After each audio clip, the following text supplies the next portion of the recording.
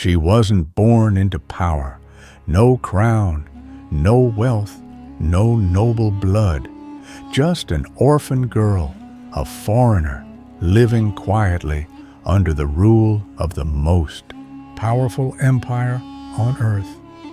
Her name was Hadassah, but the world would know her by her Persian name, Esther. She didn't fight her way to the throne. She didn't chase fame or fortune. She was simply chosen not by chance, not by beauty alone, but by divine design. Hidden behind palace walls, Esther was being positioned for something far greater than anyone could imagine. In the days of King Xerxes, ruler of 127 provinces, stretching from India to Ethiopia, his power seemed limitless. From his grand throne in Susa, he ruled with absolute command. To show off his might and wealth, Xerxes threw a massive feast that lasted 6 whole months, 180 days of luxury, with nobles, princes, and military leaders all in attendance. Gold goblets, royal wine, endless food. It was a display of wealth meant to remind the world who ruled it. But when those 6 months ended, the king wasn't done. He opened the palace gates to everyone in Susa and hosted a 7-day banquet in his lavish garden courtyard. Wine flowed freely, and the rule was simple: drink as much as you want. Meanwhile, Queen Vashti, Xerxes' wife, was hosting her own banquet for the women inside the palace. But on the 7th day, when the king was drunk with pride and wine, he sent a command that would change everything. He ordered Vashti to appear before all the guests wearing her royal crown so everyone could admire her beauty. Vashti refused. That one act, a queen saying no to her king, sent shockwaves through the empire. Xerxes' pride was shattered. His own queen had defied him publicly. Enraged and humiliated, he turned to his advisors. One of them, Memucan, warned him that Vashti's rebellion would spread. All women will hear of this and dishonor their husbands. His advice was simple: remove her, make an example. Send a message that every man must rule his household. And so Vashti was banished. The royal decree went out across all provinces and languages. The queen was gone, and no one could undo the king's command. But behind this act of royal pride and human folly, God's quiet plan had already begun. As time passed, the king's anger faded. He began to miss Vashti, her beauty, her defiance, even her presence. But the law was unchangeable. She could never return. So his advisors came up with an idea to distract him and fill the empty throne. Let a search be made for the most beautiful young women across the empire, they said. Gather them into the palace, give them beauty treatments, and let the king choose one to be queen. The idea pleased Xerxes, and the order went out.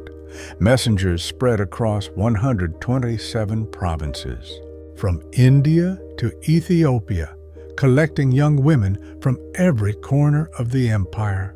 Among them was Esther, a young Jewish girl raised by her cousin Mordecai, who worked at the king's gate. She had no royal blood, no powerful family, but she carried a quiet strength.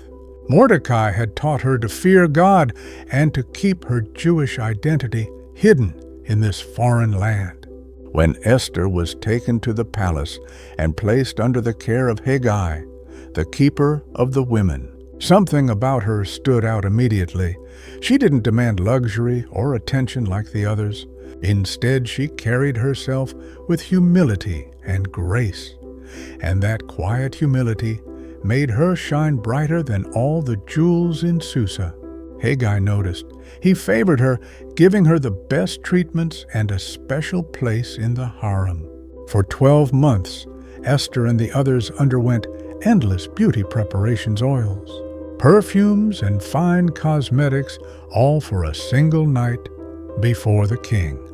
When Esther's time came to meet Xerxes, she asked for nothing extra. No lavish ornaments, no special favors. She entered the king's presence with quiet dignity, her confidence resting not on beauty, but on grace. And when the king saw her, he was captivated. Esther found favor beyond all others. The king placed the royal crown upon her head and declared her queen in place of Vashti. A new queen had risen from the ashes of exile. The palace erupted in celebration, a royal banquet, a holiday across the empire, and gifts sent in her honor. But no one knew the truth that this new queen was Jewish. No one knew that God had just placed his servant in the palace, not to be served, but to save. Even after her coronation, Esther continued to follow Mordecai's guidance, as she always had. Meanwhile, Mordecai remained stationed at the king's gate, a humble place where officials met. Business was done and gossip spread. One day, while sitting at the gate, Mordecai overheard a dangerous secret. Two of the king's guards, Bigthan and Teresh, were whispering in anger. Their voices were low but filled with resentment. They were plotting to assassinate King Xerxes.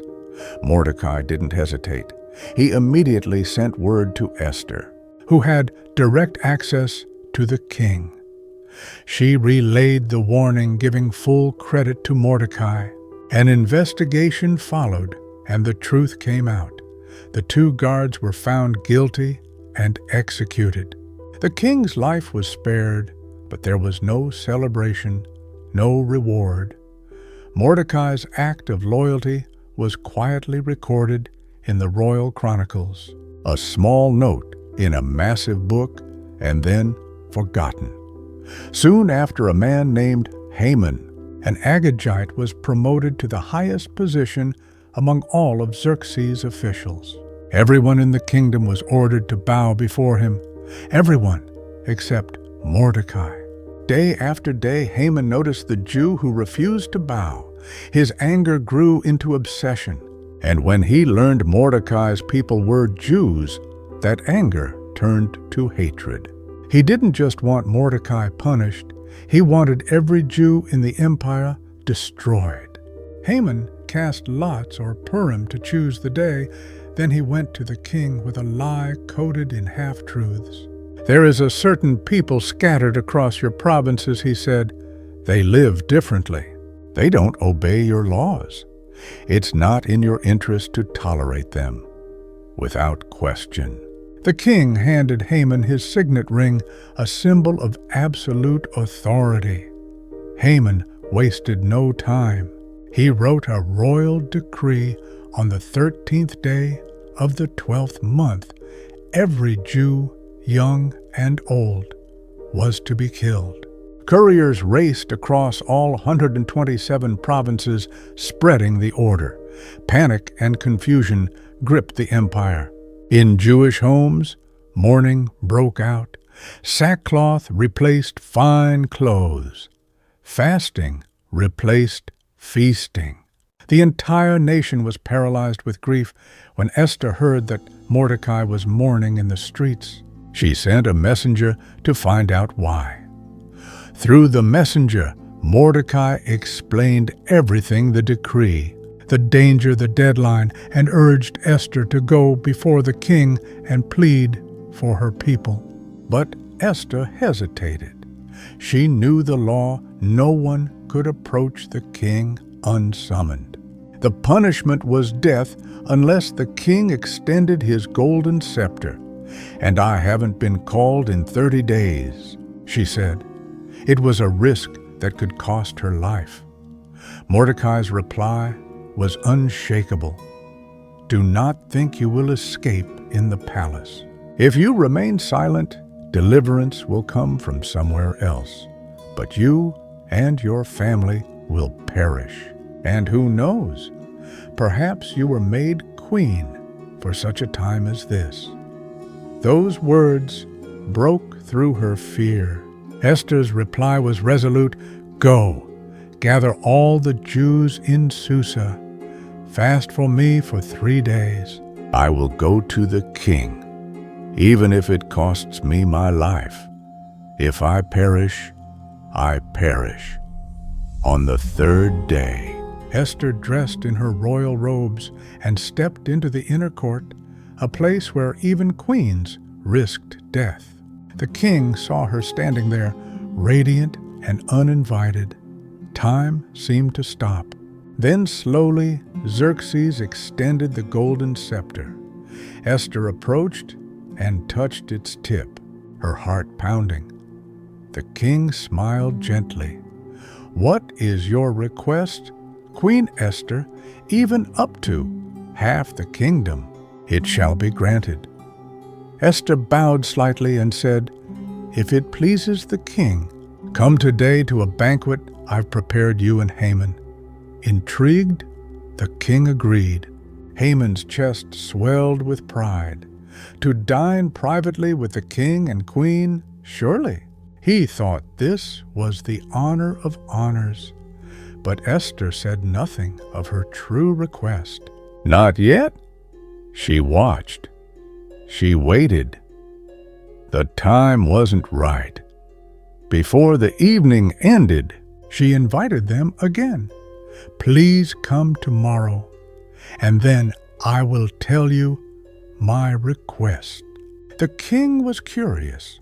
Haman was thrilled and unaware that his downfall had already begun. That night, sleep escaped the king. The palace was silent. The wine had lost its warmth, and yet something in his spirit felt restless. To distract himself, Xerxes ordered the royal chronicles to be brought in the great book where every event of his reign had been recorded. Servants began to read aloud in the flickering light, recounting victories, decrees, and names long forgotten. Then one particular entry caught his attention, the account of a man named Mordecai, who had uncovered a plot to assassinate the king and saved his life. Xerxes' eyes widened. How could he have forgotten what honor or reward was given to Mordecai? For this, he asked. His servants replied quietly, "Nothing has been done for him." The king frowned. Nothing? A man who had prevented his death had gone unrewarded. As Xerxes pondered this, footsteps echoed down the hall. Haman had arrived early, eager to speak with the king not about loyalty, but revenge. He wanted permission to execute Mordecai on the gallows he had built in his courtyard. But before he could say a word, the king called out, "Haman, what should be done for the man the king delights to honor?" Haman's ego ignited.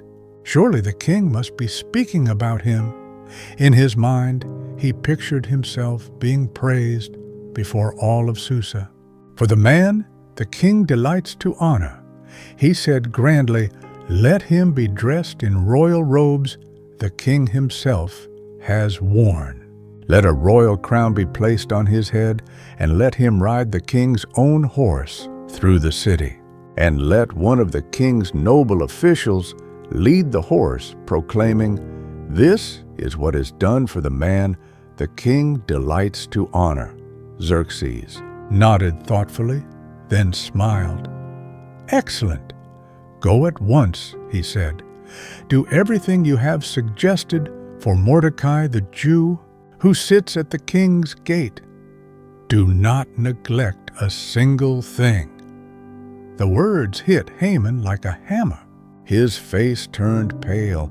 His heart pounded in disbelief. But he had no choice. That very morning, he was forced to lead Mordecai through the streets of Susa, declaring the honor he had meant for himself. The people watched in astonishment as the proudest man in Persia paraded his enemy in royal splendor. When it was over, Haman returned home, humiliated, his pride crushed. His wife and friends, once his supporters, warned him gravely, "If Mordecai is of Jewish descent, you will not stand against him. You are doomed." The next day, the second banquet arrived. The king and Haman joined Queen Esther once again, surrounded by the fragrance of wine and the soft glow of lamps. Xerxes leaned toward Esther, his tone affectionate but curious. "Now, Queen Esther," he said, "tell me your request. Even if it is half my kingdom, it shall be granted." The moment Esther had prayed and fasted for had come.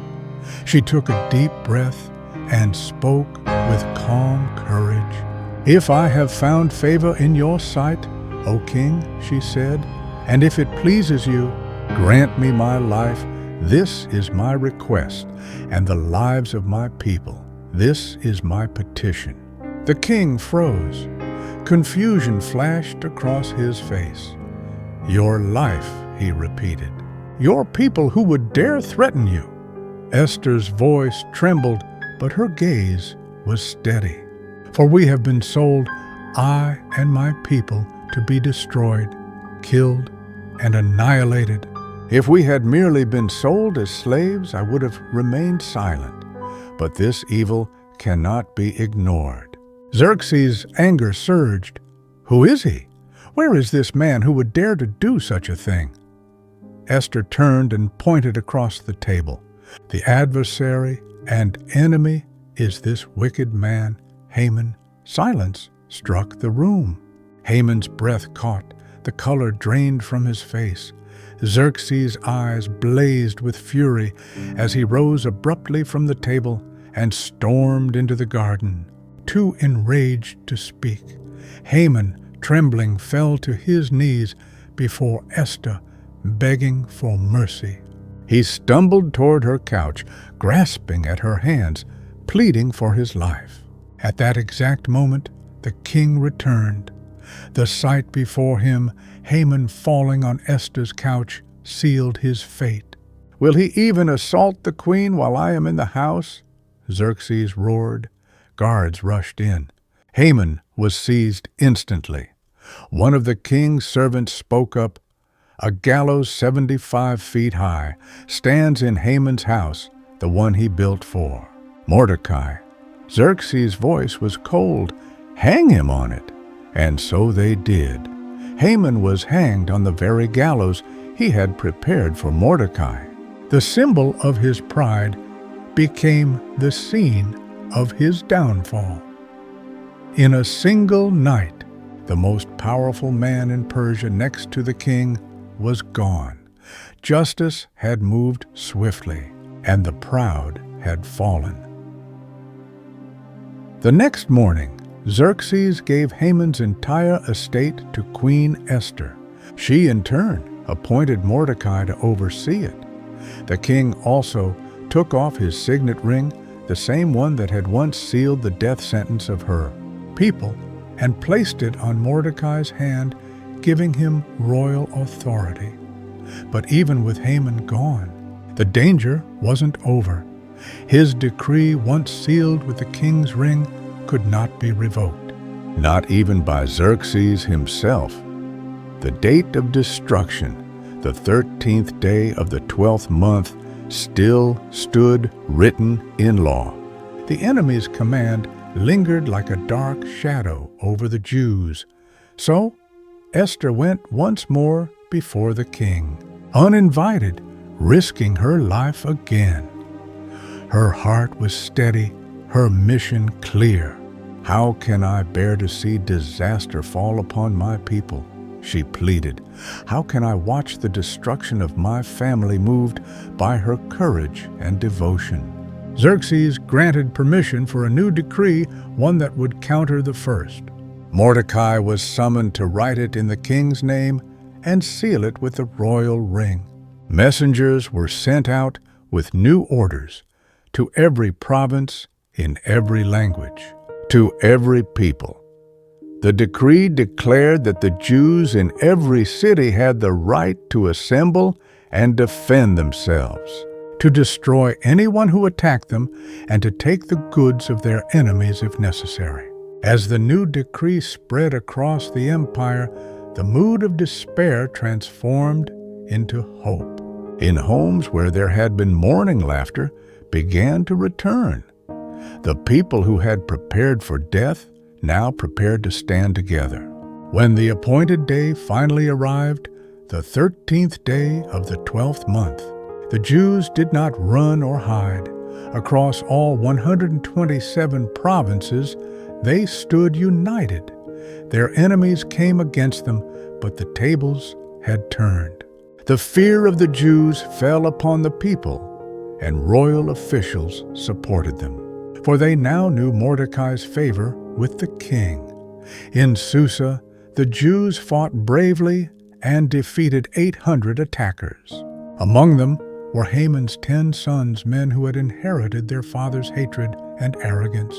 They were captured and later hanged at Esther's request, ensuring the poison of vengeance would die with them. Esther also asked the king for one more day of defense in Susa, and he granted it. Across the empire, 75,000 enemies were defeated that day, but the Jews took no plunder.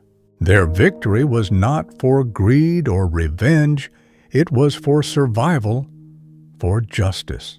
And when the fighting ceased, peace settled over the land. What had been written as a day of doom became a day of deliverance. The people rested, they rejoiced. Mourning turned into celebration. To remember that reversal, the Jews established a yearly festival, Purim, named after the lots Haman had cast to determine the day of their destruction. Now, it would forever mark the day God reversed their fate. Every year, on the 14th and 15th days of the month of Adar, they would feast, rejoice, send gifts to one another, and give generously to the poor. What had once been a day of death became a day of life. Mordecai was honored throughout the empire, clothed in royal blue and white, second only to King Xerxes. But it wasn't his power that made him great, it was his heart. He sought the good of his people and spoke peace to all. And though the name of God was never written in the entire book of Esther, his fingerprints were everywhere, in every twist, every coincidence, every risk, and every rescue. What had been planned for destruction became a story of redemption. The story of Esther reminds us that even when God seems silent, He is never absent. Even when the odds are against us, He is already at work behind the scenes. Perhaps you too are where you are for such a time as this, not by accident, not unseen, but chosen, positioned, and called. Because the same God who reversed the fate of a nation still writes stories of redemption today. And yours could be next. The story doesn't end with victory alone. Esther's courage didn't just save her people from destruction, it changed the very heart of an empire. What began with a decree of death ended with a law of life. And through it all, an orphan girl who once lived in obscurity became a symbol of courage, wisdom, and faith that would echo through generations. When peace finally settled over Persia, the Jews across 127 provinces began to rebuild what fear had broken. Their lives had been spared. Their faith renewed, their enemies silenced. Families that once trembled in hiding now sang songs of deliverance in the streets. In the royal city of Susa, joy replaced mourning. The same streets that had once carried messages of despair now rang with laughter, prayer, and the scent of fresh feasts. The empire itself began to whisper the name Esther, the queen who dared to stand before the king and change the destiny of her people. Mordecai, once a quiet man at the gate, was now the second most powerful figure in the kingdom. Draped in blue and white robes, wearing a golden crown, he rode through Susa, not in pride, but in humility. The people cheered as he passed, not for his status, but for his heart. He had sought the welfare of his people, and he had spoken peace to all. In him, they saw what true leadership meant. A man who used his influence not to rule, but to protect. Across every province, messengers carried news of the great reversal. Scrolls were read aloud in marketplaces, synagogues, and palaces alike. The words that once brought terror now brought life. The Jews triumphed over their enemies. The God of Israel has turned mourning into joy, and wherever those words were spoken, people bowed their heads in awe. For even though the name of God was never written in the royal records, his presence was undeniable. Every year after that, the people of Israel remembered what had happened. They gathered for 2 days in the month of Adar, the 14th and 15th days, to celebrate the feast they called Purim. It was a name that once symbolized death because it came from the word pur, meaning lot, the very game of chance Haman had used to choose the day of their destruction. But now it symbolized divine irony, because what had been chosen for their doom became their deliverance. During Purim, homes were filled with laughter and color. Families exchanged gifts and food. The poor were cared for. Children ran through the streets, reenacting the story of Esther, shouting and cheering whenever Haman's name was spoken, drowning it out with noise and mockery so that his name would never again be honored. The story was told again and again of a queen who risked everything, a cousin who stood firm in faith, and a God who never abandoned his people, even in silence. As generations passed, the tale of Esther became more than a memory. It became a mirror for every person who would one day face fear, injustice, or silence. It reminded them that courage doesn't always roar sometimes. It whispers through trembling lips that still choose to speak. It reminded them that faith isn't the absence of fear, but the strength to act despite it. And it reminded them that destiny isn't reserved for the mighty. It often finds those who least expect it. Esther's story is the story of unseen hands at work, of divine timing, of purpose hidden in the ordinary. A young woman torn from her home, placed in the palace of her enemies, and asked to risk everything for a people who didn't even know her name. Yet in the grand design of history, her obedience became the hinge on which the fate of a nation turned. It's easy to forget that Esther could have said no. She could have stayed silent, safe behind palace walls. She could have convinced herself that her position was enough, that someone else would act, that someone else would speak. But she didn't. She stepped into the fire of risk, trusting that her life was part of something bigger, and that one choice changed everything. The echoes of her courage can still be heard today in every person who chooses conviction over comfort, in every voice that rises when silence seems safer, in every heart that believes that light can still break through darkness. Her story stands as a reminder that no moment of faith, no act of courage, no quiet decision to do what is right ever goes unseen. Even when heaven seems silent, God is not still. His work often hides behind coincidence, timing, and the small decisions that feel too fragile to matter. But just as he moved through Esther through beauty, fear, fasting, and courage, he still moves through ordinary lives to shape extraordinary outcomes. Perhaps that's the question this story leaves behind. What if you too are where you are for such a time as this? What if your current position, no matter how small or hidden, is the very place where something sacred is meant to begin? Maybe your voice is meant to break the silence. Maybe your courage is meant to inspire someone else's faith. Maybe your moment right now, right here, carries the weight of a greater purpose you can't yet see. Esther's life teaches us that no one is too small for God to use, that the right person in the right place with the right heart can shift the course of history. She began as an exile, became a queen, and ended as a deliverer.